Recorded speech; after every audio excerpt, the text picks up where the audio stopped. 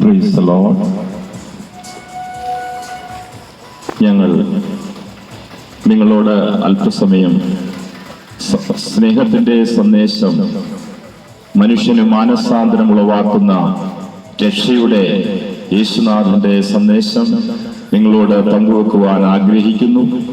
ഇന്ന് അനേക മനുഷ്യർ സമാധാനമില്ലാതെ, അനേക മനുഷ്യർ സ്വസ്ഥതയില്ലാതെ ജീവിക്കുമ്പോൾ കർത്താവായ യേശു ഇങ്ങനെ പറഞ്ഞു, എന്റെ സമാധാനം ഞാൻ നിങ്ങൾക്ക് തരുന്നു.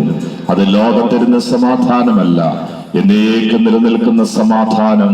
ആ സമാധാനത്തിന്റെ ഉറവിടമാകുന്ന ക്രിസ്തുവിന്റെ സ്നേഹത്തെ കുറിച്ച് നിങ്ങളോട് അല്പസമയം പങ്കുവയ്ക്കുവാൻ ആഗ്രഹിക്കുകയാണ്. ഞങ്ങൾ ഒരു പാട്ട് പാടിയിട്ട് ദൈവവചനം ശുശ്രൂഷിപ്പാൻ ഇന്ന് കർത്താവിൽ പ്രസിദ്ധനായിരിക്കുന്ന ദൈവവചനം ശുശ്രൂഷിക്കുന്ന കർത്താവിന്റെ ദാസൻ പ്രിയ ജോബ് സാറ് ദൈവവചനത്തിൽ നിന്ന് നിങ്ങളോട് ആധികാരികമായി സംസാരിക്കും. ഈ കാലഘട്ടത്തിൽ നടന്നുകൊണ്ടിരിക്കുന്ന പല കാര്യങ്ങളെ കുറിച്ച് ബൈബിൾ അടിസ്ഥാനത്തിൽ ക്രിസ്തുവിന്റെ വചനം, സ്നേഹത്തിന്റെ വചനം, രക്ഷയുടെ വചനം, മനുഷ്യർക്ക് സമാധാനം നൽകുന്ന വചനം നിങ്ങളോട് സംസാരിപ്പാനിടയായിത്തീരും. ഒരു പാട്ടിന്റെ ശരണം പാടി മൈക്ക് കൈമാറുന്നു. പാടി പുകഴ്ത്തിടാം ദേവാദേവനെ പുതിയതാം കൃപകളോടെ. പാടി പുകഴ്ത്തിടാം ദേവാദേവനെ പുതിയതാം കൃപകളോടെ. ഇന്നലെയും ഇന്നുമെന്നും മാറായേശുവേ നാം പാടി പുകഴ്ത്താം. യേശു എന്ന നാമമേ എന്നാത്മാവിൻ ഗീതമേ, എൻ പ്രിയ യേശുവേ ഞാനെന്നും വാഴ്ത്തി പുകഴ്ത്തിയിടുമേ. എൻ പ്രിയ യേശുവേ ഞാനെന്നും വാഴ്ത്തി പുകഴ്ത്തിയിടുമേ.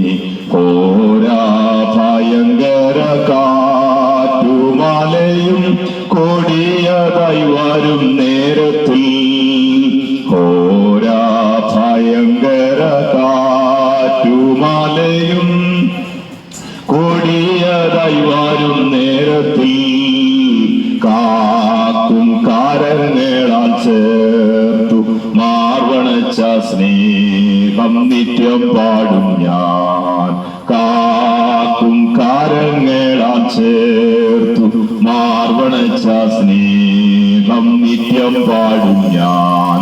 യേശുവെന്ന നാമമേ എന്നാത്മാവിൻ ഗീതമേ, എൻ പ്രിയ യേശുവേ ഞാനെന്നും വാഴ്ത്തി പുകഴ്ത്തിയിടുമേ.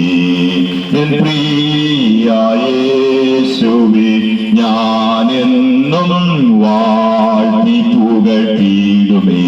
പേറ്റാതള്ള കുഞ്ഞിനെ മറന്നാലും ഞാൻ മറക്ക എന്ന വാർത്തയാൽ, പേറ്റ തള്ള കുഞ്ഞിനെ മറന്നാലും ഞാൻ മറക്ക എന്ന വാർത്തയാൽ, താഴ്ത്തി എന്നെ തൻകരത്തിൽ വെച്ചു ജീവപാത എന്നും ഓടും ഞാൻ.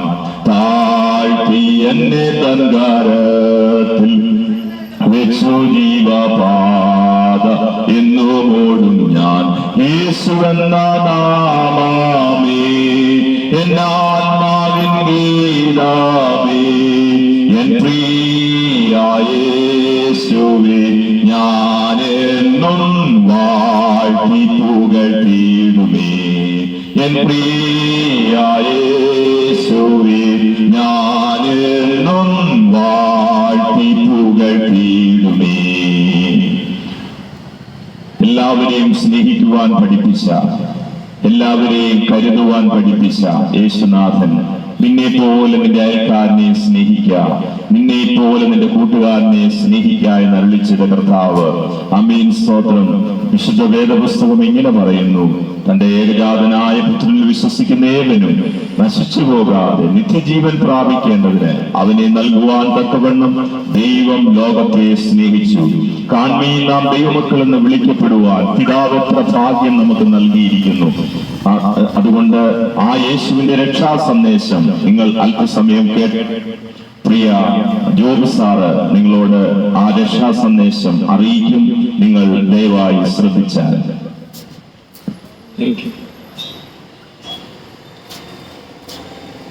കർത്താവായ യേശു ക്രിസ്തുവിന്റെ നാമം മഹത്വപ്പെടുമാറാകട്ടെ എന്ന്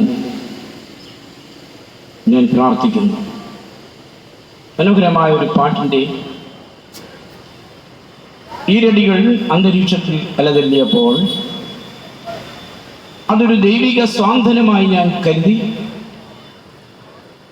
ആ വാക്കുകളെ പുരസ്കരിച്ച് സംസാരിപ്പാനാണ് ദൈവത്തിൽ ഞാൻ ശരണപ്പെടുന്നത്. ഞാനിവിടെ സാധാരണ വരുന്ന ഒരാളാണ്. പ്രത്യേകം എന്നെ പരിചയപ്പെടുത്തേണ്ട കാര്യങ്ങളൊന്നും തന്നെയില്ല. എൻ്റെ സ്നേഹിതരായ ഇതുപോലെയുള്ള ദൈവത്തിൻ്റെ വിലയേറിയ ഭൃത്യന്മാരും പലപ്പോഴും എന്നെ അനുധാവനം ചെയ്ത് ഇവിടെ എത്തി നിങ്ങളോട് സംസാരിക്കാൻ ഞങ്ങൾ അവസരങ്ങൾ ഉപയോഗിക്കാറുണ്ട്. നമ്മൾ ദൈവത്തെ പുകഴ്ത്തിക്കൊണ്ടുള്ള ഒരു ഗാനമാണ് ഇപ്പോൾ കേട്ടത്. പ്രത്യേകിച്ച് യേശു എന്ന പേരെടുത്താണ് പാടിയത് പാട്ടുകാരൻ.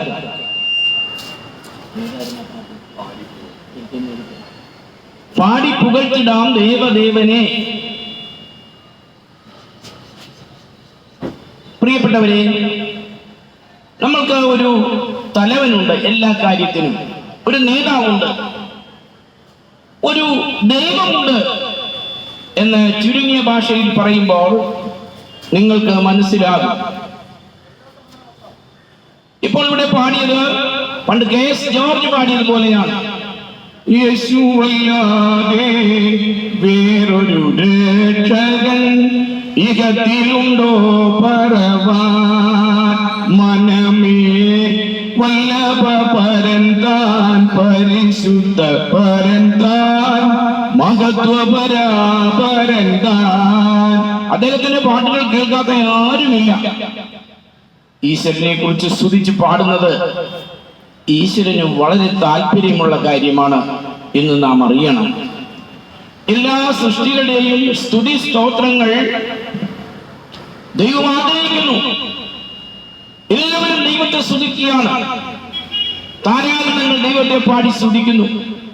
മഴവില്ലും സൂര്യചന്ദ്രനും വിണ്ണിലെ പൊന്നിൻ താരങ്ങളും ഒന്നുചേർന്ന് ദൈവത്തെ പാടി സ്തുതിക്കുന്നു. ഈശോ ഈ ഭൂമിയിൽ ജനിച്ച വേളയിൽ ആകാശത്ത് വലിയൊരു സംഗീത സദസ്സ് തന്നെ ചമഞ്ഞൊരുങ്ങിയതായിട്ട് ബൈബിളിൽ വായിക്കുന്നു. സ്വർഗത്തിലെ മാലാഖവൃന്ദങ്ങൾ അതിന് നേതൃത്വം നൽകി. സ്വർഗത്തിലെ ദൂതന്മാര് തന്നെ തമ്പുരുമീട്ടി വീണകൾ വായിച്ചു. ഇടിനാദം പോലെയുള്ള തമ്പേറടി അവിടെ ഉണ്ടായിരുന്നു. ഭൂമിയിലുള്ള സകല ജനങ്ങൾക്കും വലിയ സമാധാനമരുളുന്ന ഒരു ഗാനമാണ് അന്നേ ദിവസം അവിടെ മുഴങ്ങിയത്. ലോകചരിത്രം പഠിക്കുമ്പോൾ മനുഷ്യകുലത്തെ വീണ്ടെടുക്കുവാൻ വേണ്ടി ഇവിടെ ഒരു മഹാരാജാവ് ജയിക്കുമെന്നുള്ള ഒരു സന്ദേശം ഈശ്വരൻ കാലാകാലങ്ങളിൽ പ്രവാചകന്മാരിലൂടെ മനുഷ്യർക്ക് നൽകിയിരുന്നു എന്ന് വേദങ്ങളും ബൈബിളും ഒരുപോലെ സാക്ഷിക്കുന്നു. എങ്ങനെയാണ് അത് നാം മനസ്സിലാക്കിയതെന്ന് ചോദിച്ചാൽ, പണ്ടുകാലം മുതലേ ഈ ലോകത്തിൽ വന്ന് അവതരിക്കുവാനുള്ള ഈശ്വരീയ ലക്ഷണങ്ങൾ അന്വേഷിച്ച് വന്നിരുന്ന ബുദ്ധിമാന്മാരായ പ്രവാചകന്മാരും ഭക്തന്മാരും ഉണ്ടായിരുന്നു. ദൈവം പണ്ട് ഭാഗമായും വിവിധമായും പ്രവാചകന്മാർ മുഖാന്തരം അരുളി ചെയ്തിട്ട് ആ കൃത്യസമയമായപ്പോൾ യേശു ഭൂജാതനാവുകയായിരുന്നു. ഒരു അത്ഭുതകരമായ കാര്യം, നമ്മുടെ ഹൈന്ദവ മത സാഹിത്യ ഗ്രന്ഥങ്ങളെല്ലാം നാം പഠിക്കണം. ഹിന്ദു സാഹിത്യ സപ്തസമുദ്രങ്ങളെ അസ്തതലത്തിനായി പരിചൂഷണം ചെയ്തവരായിരുന്നു പഴയകാല പണ്ഡിതന്മാർ. വിശേഷിച്ച് മഹാനായ സ്വാമി വിവേകാനന്ദൻ ശ്രീരാമകൃഷ്ണ പരമഹംസന്റെ ശിഷ്യനായിരുന്നു അദ്ദേഹം. ശ്രീരാമകൃഷ്ണ പരമഹംസൻ ദർശനത്തിൽ യേശുവുമായി സംസാരിച്ച വിവരം ചരിത്രങ്ങളിൽ ഞാൻ വായിച്ചിട്ടുണ്ട്. അദ്ദേഹം യേശുവിനെ കുറിച്ച് വളരെ പഠിച്ച യേശുവിന്റെ ഒരു ശിഷ്യനായിരുന്നു എന്ന് ഭാരതം അഭിമാനിക്കുന്ന ഒരു വ്യക്തിയാണ്. അദ്ദേഹത്തിന്റെ വാക്കുകളിൽ അദ്ദേഹം പറയുന്നത് ഇങ്ങനെയാണ്: യേശുവിന്റെ കാലത്ത് ഞാൻ യെരൂശലേമിലുണ്ടായിരുന്നുവെങ്കിൽ ഞാൻ എന്റെ രക്തം കൊണ്ട് അദ്ദേഹത്തിന്റെ പാദങ്ങൾ കഴുകുമായിരുന്നു എന്ന്. സ്വാമി വിവേകാനന്ദൻ അങ്ങനെ പറയണമെങ്കിൽ യേശുവിന്റെ മഹത്വം പിന്നെ മറ്റൊരാളും ഇവിടെ പറയേണ്ട ആവശ്യമില്ല.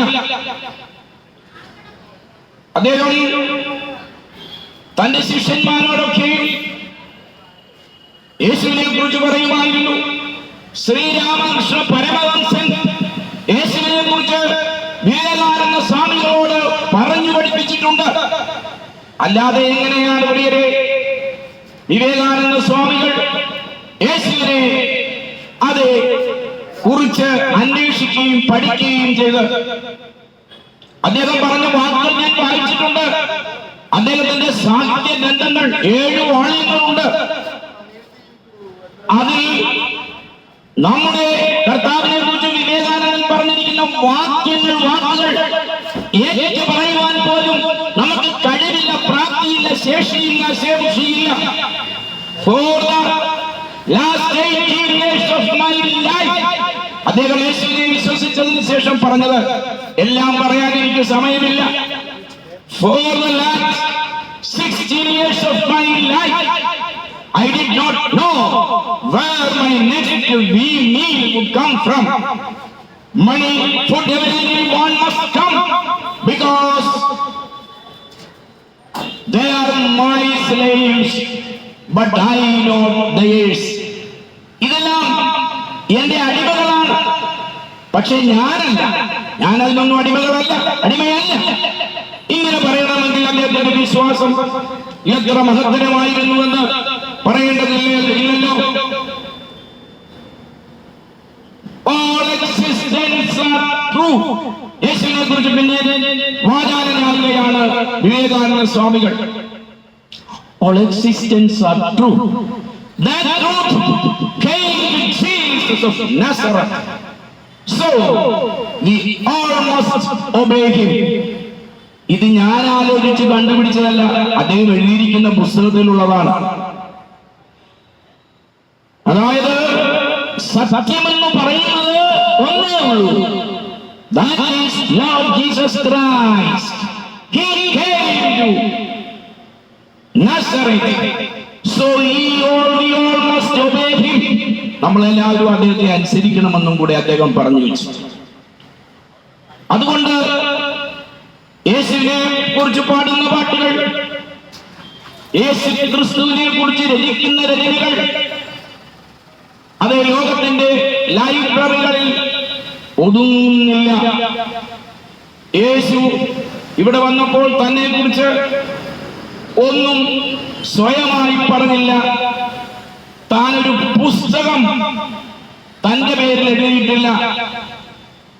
എന്നാൽ യേശുവിനെ കുറിച്ചുള്ള എഴുത്തുകൾ ലോക ലൈബ്രറികളിൽ ഇന്ന് ഒതുങ്ങുന്നില്ല. പ്രിയപ്പെട്ടവരെ, അങ്ങനെ യേശു ലോകത്തിൽ എങ്ങനെ അറിയപ്പെട്ടിരുന്നുവോ തന്റെ ശിഷ്യന്മാർ ആ സത്യം വിളിച്ചു പറയുകയായിരുന്നു അവരുടെ ജീവിതകാലത്തൊക്കെയും.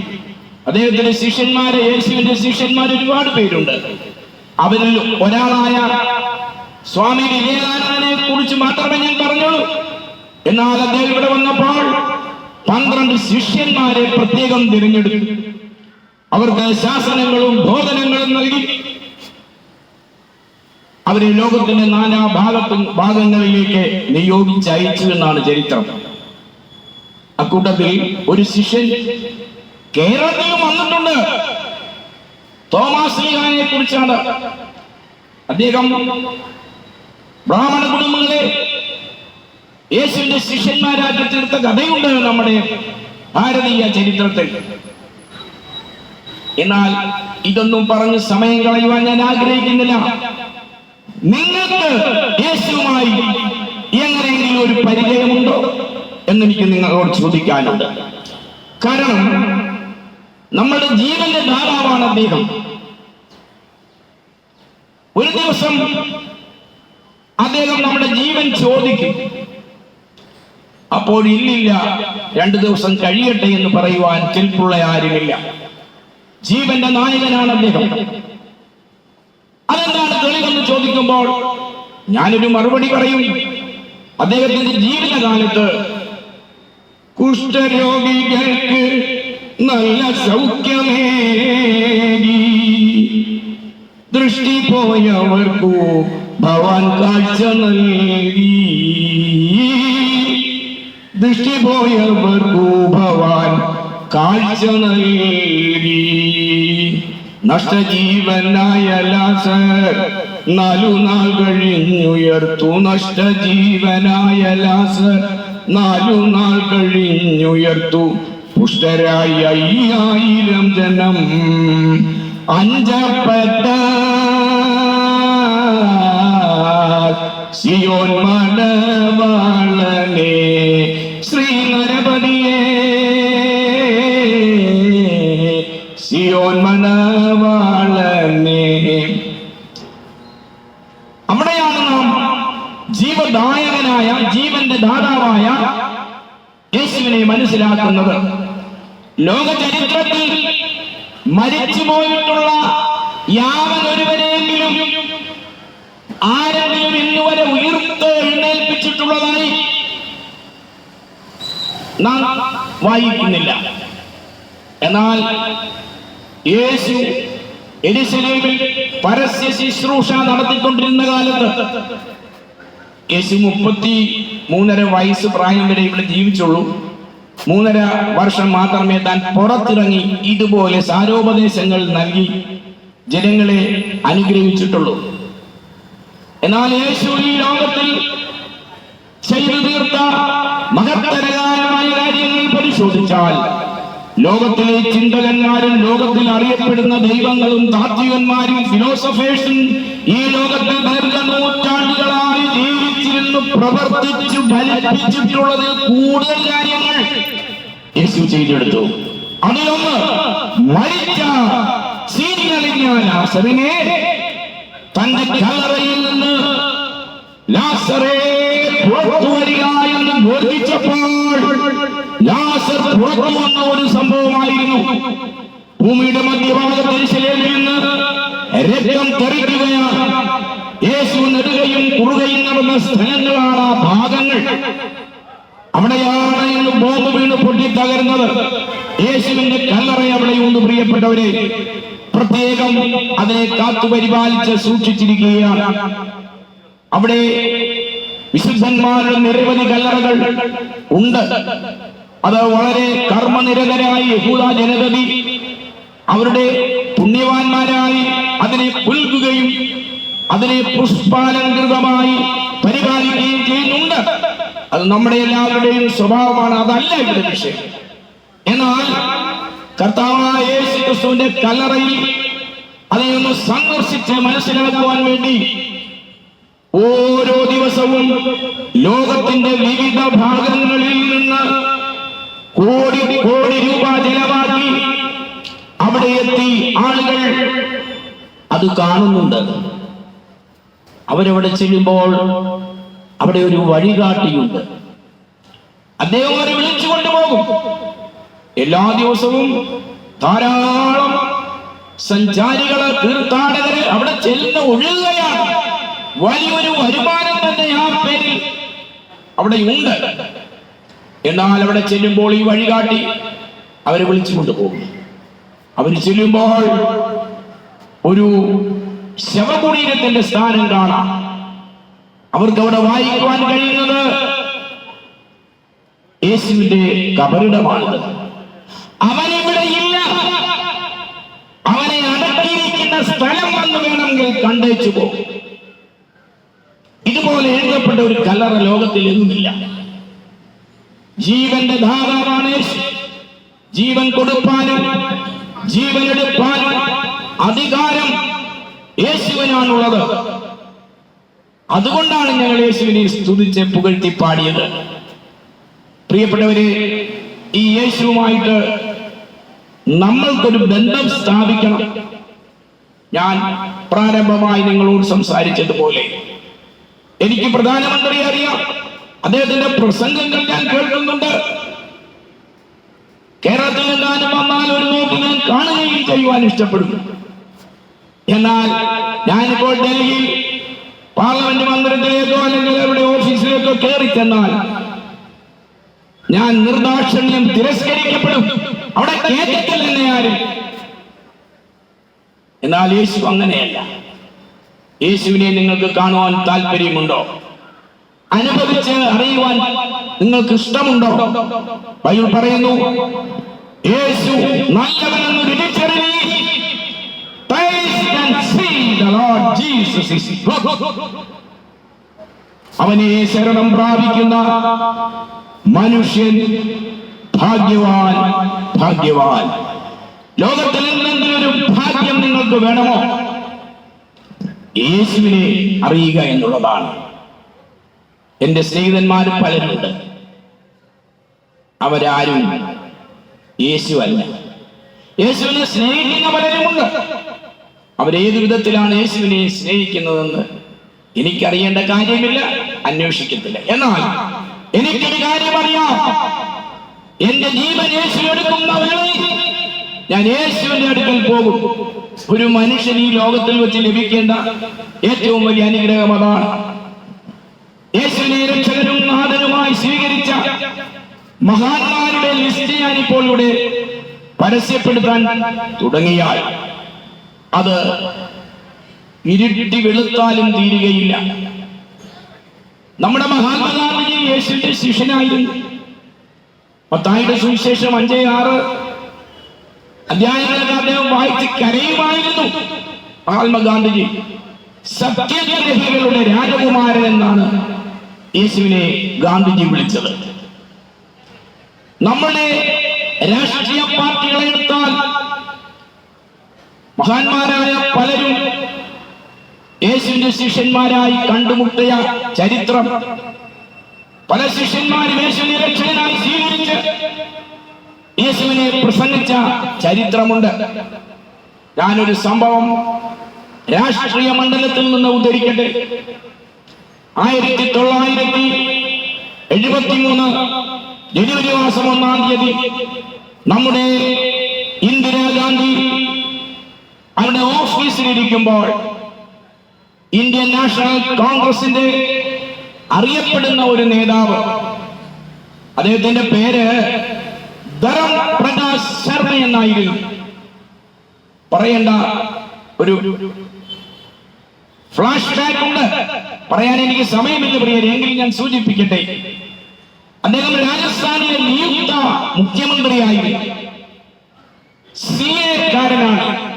വലിയ വായനക്കാരനും മഹാപണ്ഡിതനുമായ ഒരു പരാശര ബ്രാഹ്മണനായിരുന്നു ഇദ്ദേഹം.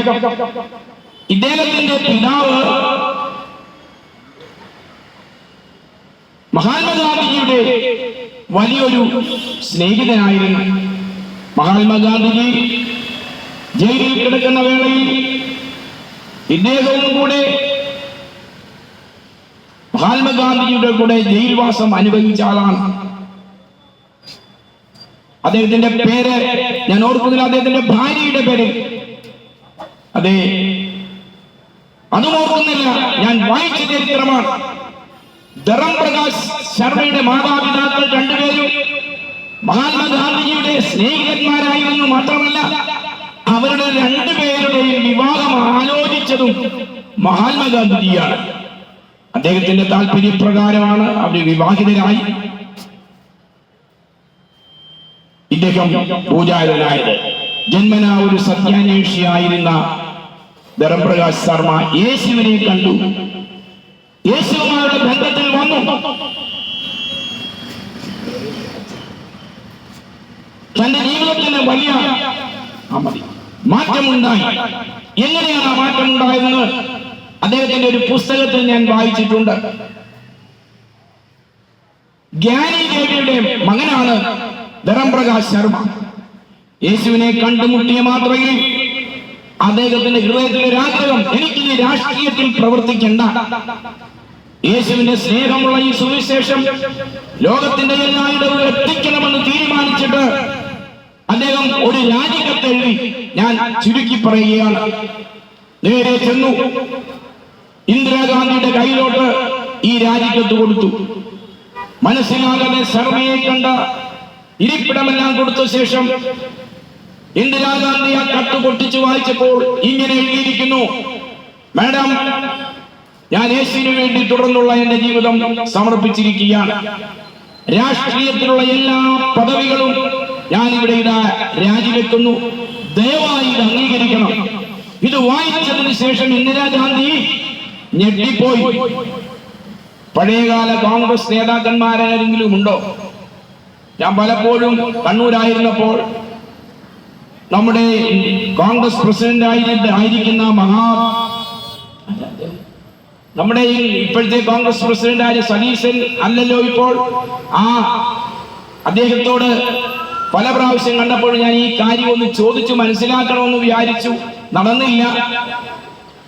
സുധാകരനോട് ഞാൻ അന്ന് കാണാമായിരുന്നു. ഞാൻ അവിടെ ജോലി ചെയ്യുന്ന സമയത്ത് അദ്ദേഹത്തിന്റെ വീടിനടുത്തൊക്കെ ഞാൻ പോകുമായിരുന്നു. ഈ സംഭവം സത്യമാണോ എന്ന് ചോദിക്കുവാൻ ഭാഗ്യവശാലോ നിർഭാഗ്യവശാലോ എനിക്ക് അവസരം കിട്ടിയില്ല. എങ്കിലും ഇങ്ങനെ അറിയുന്നു, ഇന്ദിരാഗാന്ധി പറഞ്ഞു, ശർമ്മേ, നീ എന്താണ് ഈ കാണിക്കുന്നത്? നിനക്ക് നിരവധി ഭാവികൾ ഇന്ത്യൻ നാഷണൽ കോൺഗ്രസിനുണ്ടല്ലോ. അപ്പോൾ അദ്ദേഹം ഇന്ദിരാജിയോട് പറഞ്ഞു, മാഡം ക്ഷമിക്കണം, ഞാൻ ബൈബിൾ വായിച്ചു, യേശു കർത്താവിനെ രക്ഷകനായി സ്വീകരിച്ചു.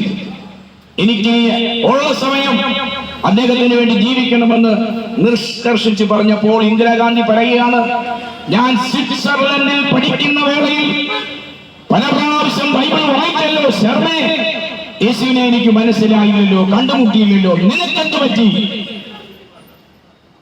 അദ്ദേഹം ദയവായി അങ്ങ് അനുവദിക്കണമെന്ന് പറഞ്ഞുകൊണ്ട് നിർബന്ധം പിടിച്ചു. ഇന്ദിരാഗാന്ധി വളരെ വിഷമത്തോടുകൂടി അന്നത്തെ കോൺഗ്രസ് പ്രസിഡന്റ് ആയിരുന്ന RD ബർവയ്ക്ക് ധർമ്മപ്രകാശ് ശർമ്മയുടെ കത്ത് അയച്ചു കൊടുത്തു. അതവിടെ ആരെങ്കിലും ചെന്നാൽ ആ രാജിക്കത്തിനോടെയുണ്ട്. ധർമ്മപ്രകാശ് ശർമ്മയെ അറിയാത്ത ആരും ഡൽഹിയിലില്ല. പ്രിയപ്പെട്ടവരെ, അത്ര മഹത്തായ വ്യക്തിത്വമായിരുന്നു യേശുവിൻ്റെത്. ഒരു പ്രാവശ്യം കണ്ടാൽ മതി, ആ വ്യക്തിത്വം നമ്മെ ആകർഷിച്ചടിപ്പിച്ചു കളയും. പരിശുദ്ധിയുടെ പര്യായവും പരിഭാവനതയുടെ ഭവ്യരൂപവും പരത്തിന്റെ അവതാരവുമായി ഈ ലോകത്തിൽ വന്ന ഈ യേശുവിനെ കുറിച്ച് ഞാൻ നിങ്ങളോട് പറയുകയാണ്. ഈ കർത്താവായ യേശു ക്രിസ്തുവിൽ വിശ്വസിക്കാം, എന്നാൽ നീയും നിന്റെ കുടുംബവും രക്ഷ പ്രാപിക്കുമെന്ന് ഞാൻ ഉറപ്പിച്ചും തറപ്പിച്ചും പറയുകയാണ്. ഇതുപോലെ ഒരാൾ ലോകത്തിൽ ജീവിച്ചിരുന്നിട്ടില്ല. അദ്ദേഹത്തിന്റെ ലിഖിതങ്ങൾ, അദ്ദേഹത്തിന്റെ ആശയങ്ങളെല്ലാം നമുക്ക് തന്നിട്ടുണ്ട്. ഒരു കാര്യം കൂടെ പറഞ്ഞ് ഞാൻ അവസാനിപ്പിച്ചേക്കാം, സമയം ഓടിപ്പോവുകയല്ലേ. സാധാരണക്കാരായ നേതാക്കന്മാരെ പോലെ ആയിരുന്നില്ല യേശു എന്ന മഹാദൈവപുത്രൻ. അദ്ദേഹത്തെ എല്ലാവരും കൂടെ മനുഷ്യപാപത്തിന്റെ പരിഹാരത്തിന് വേണ്ടി കുരിശിച്ചു കൊന്നു.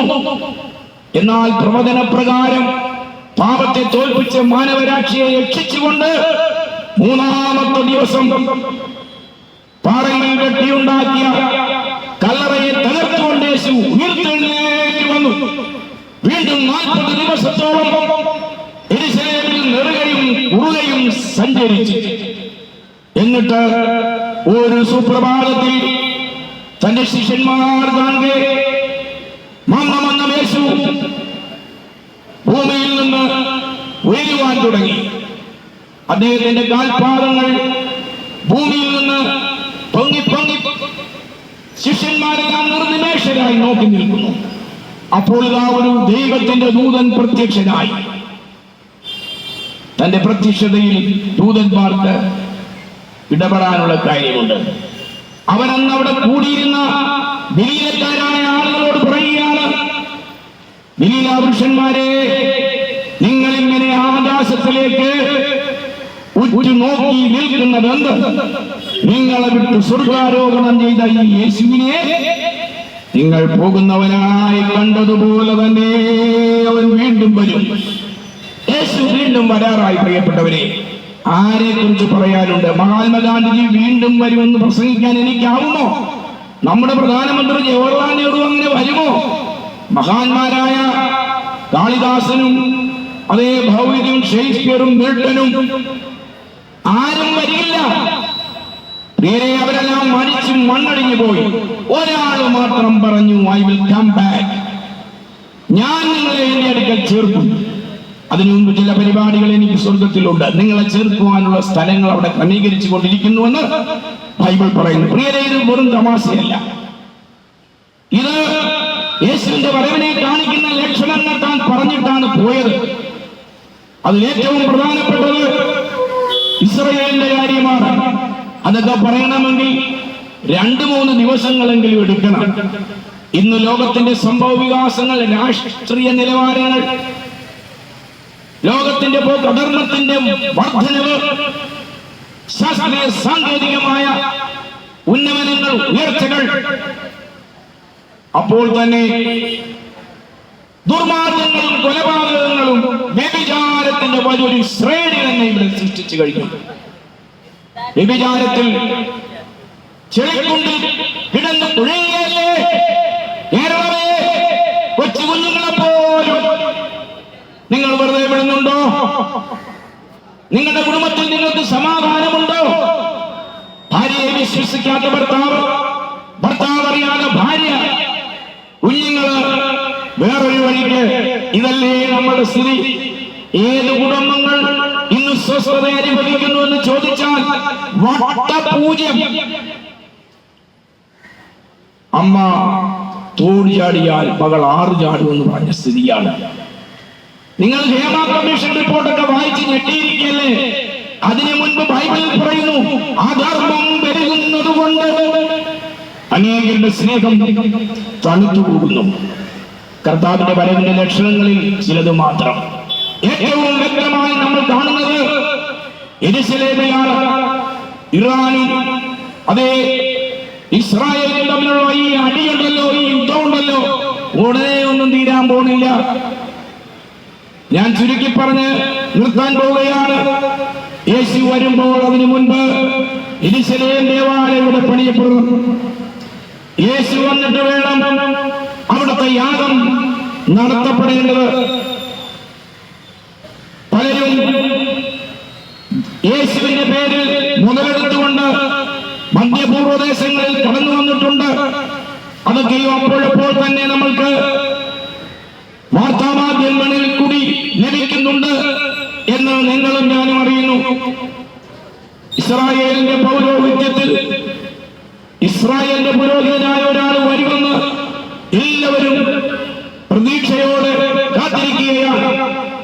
അതിന്റെ വരവിന് മുന്നോടിയായി ഇസ്രായേലിന്റെ ദേവാലയം പണിയപ്പെടണമെന്ന് വിശുദ്ധ ഗ്രന്ഥങ്ങളെല്ലാം തന്നെ നമ്മളോട് അറിയിക്കുമ്പോൾ അതിന് ലോകരാഷ്ട്രങ്ങൾ ഉണർന്നുകൊണ്ടിരിക്കുകയാണ്. അവിടെ യാഗം നടത്തണം, യാഗവിധികൾ പഠിപ്പിക്കണം, പുരോഹിതന്മാരെ വേർതിരിക്കണം, ലേവി ഗോത്രത്തെ കണ്ടുപിടിക്കണം. ദേവാലയം പണിയപ്പെടുന്നതോടുകൂടി അവരുടെ യാഗപീഠം ഷെക്കേലിൽ ഇറങ്ങി വസിച്ചിരുന്ന ദൈവത്തിന്റെ യാഗപീഠം കണ്ടെടുക്കണം. അത് കണ്ടെടുത്തു എന്ന് പറയുന്നു. എന്തായിരുന്നാലും വലിയൊരു യുദ്ധത്തിന്റെ കാഹളം മുഴങ്ങുന്നു മധ്യപൂർവദേശത്ത്. എന്നാൽ തന്റെ ഭക്തന്മാരോട് യേശു പറഞ്ഞു, യഹോവാപുരുഷന്മാരെ, നിങ്ങൾ എന്തിനാണ് വിഷമിച്ച് നോക്കി നിൽക്കുന്നത്? ഉത്കണ്ഠാകുലരാകരുത്. ഞാൻ പോയതുപോലെ നിങ്ങളെ ചേർപ്പാൻ മടങ്ങി വരും. യേശു മടങ്ങി വന്ന് തനിക്കായി കാത്തിരിക്കുന്ന വിശുദ്ധന്മാരെ ചേർത്ത് കൊണ്ടുപോകും. ഇതുപോലെ പച്ചലയും കത്തറിയയും പോലെ നമ്മളെ ആശ്വസിപ്പിക്കുന്ന ഒരു സന്ദേശം ബൈബിളല്ലാതെ വേറെ ഒന്നുമില്ല എന്ന് ഞാൻ ഉറക്കെ പ്രഖ്യാപിക്കുമ്പോൾ നിങ്ങൾ ഈ കർത്താവിനെ രക്ഷകരും നായകനുമായി അംഗീകരിച്ച് നിങ്ങളുടെ പാപങ്ങളിൽ നിന്നെല്ലാം മോചനം പ്രാപിക്കണം. പാപമെന്ന് ഞാനിപ്പോൾ എല്ലായിടത്തും പ്രസംഗിക്കുന്നതിന് പകരം വ്യഭിചാരമെന്നാണ് പ്രസംഗിക്കുന്നത്. കാരണം വ്യഭിചാരത്തിൽ കൂപ്പുകുത്തി കിടക്കുകയല്ലേ അണ്ട മുതൽ ചൂട് വരെ. പള്ളിയിൽ ചെന്നാൽ അവിടെ, മോസ്കിൽ ചെന്നാൽ അവിടെ, അയ്യോ ഭരണ സംവിധാന സംരംഭങ്ങളിൽ ചെന്നാൽ അവിടെ മന്ത്രിമാരെ കണ്ടുപഠിക്കാൻ വെക്കുമോ? അവരും. അതിനപ്പുറം കുടുംബങ്ങളിലും സമാധാനമില്ല. വ്യഭിചാരത്തിന്റെ കൂത്തരങ്ങായി ലോകം അത് തീർന്നിരിക്കുന്നതിന്റെ ചുരുക്കം വരുവാനുള്ള യേശു വേഗം വന്ന് ഭൂമിയെ ശുദ്ധീകരിക്കും എന്നുള്ളത് തന്നെ. ആകയാൽ വിശുദ്ധരായി വിശ്വസ്തരായി യേശുവിനെ നാഥനും രക്ഷകനുമായി സ്വീകരിച്ചുകൊണ്ട് മുൻപോട്ട് പോകുവാൻ നിങ്ങളെല്ലാം ദൈവം സഹായിക്കട്ടെ എന്ന് പ്രാർത്ഥിച്ചുകൊണ്ട് പ്രിയ കർത്താവിന്റെ ദാസന്റെ കയ്യിലേക്ക് ഞാൻ മൈക്ക് പാസ് ചെയ്യുന്നു. അദ്ദേഹം പ്രാർത്ഥിച്ച് ഇവിടെ അവസാനിപ്പിക്കുന്നു. പരിശുദ്ധനായ ദൈവമേ, സ്വർഗീയ നല്ല പിതാവേ, രക്ഷയുടെ സന്ദേശമാകുന്ന യേശുവിന്റെ സമാധാന സന്ദേശം കേട്ട ഈ ജനങ്ങളെ അനുഗ്രഹിക്കണമേ. ഞങ്ങളുടെ ദേശത്തിന് സമാധാനം നൽകണമേ. യുദ്ധങ്ങൾ മാറിപ്പോകുവാൻ, ക്ഷാമങ്ങൾ മാറിപ്പോകുവാൻ, രോഗങ്ങൾ സൗഖ്യമാകുവാൻ, ഞങ്ങളുടെ ദേശത്ത് അനുഗ്രഹം ഉണ്ടാകുവാൻ യേശുവെ ഇടയാക്കണമേ. ഞങ്ങളുടെ ഭരണാധിപന്മാരെ ദൈവം അനുഗ്രഹിക്കണമേ. നിയമാധികാരികളെ ദൈവം അനുഗ്രഹിക്കണമേ. ഞങ്ങളുടെ ഈ ദേശത്തിലെ ജനങ്ങളെ കർത്താവ് അനുഗ്രഹിക്കണമേ. യേശുവിന്റെ സ്നേഹം എല്ലാവരും അനുഭവിച്ചറിയുവാൻ കർത്താവെ ഇടയാക്കണമേ. മാനവജാതിക്ക് രക്ഷ നൽകിയ ആ യേശുവിന്റെ സമാധാനം ഞങ്ങളുടെ സംസ്ഥാനത്തുണ്ടാകുവാൻ, ഞങ്ങളുടെ ജില്ലയിലുണ്ടാകുവാൻ, ഞങ്ങളുടെ ഭാരത രാജ്യത്തിൽ ദൈവിക സമാധാനം അനുഭവിക്കുവാൻ സ്വർഗമിടയാക്കണം. സകലരും സമാധാനത്തോടും സന്തോഷത്തോടും കൂടി ജീവിപ്പാൻ കർത്താവെ കൃപ നൽകണമേ. ഈ സന്ദേശം കേട്ട് അങ്ങയുടെ ജനത്തെ അനുഗ്രഹിക്കണമേ. യേശുവിൻ നാമത്തിൽ ഞങ്ങളുടെ പ്രാർത്ഥന കേൾക്കണം പിതാവേ. ആമേൻ, ആമേൻ.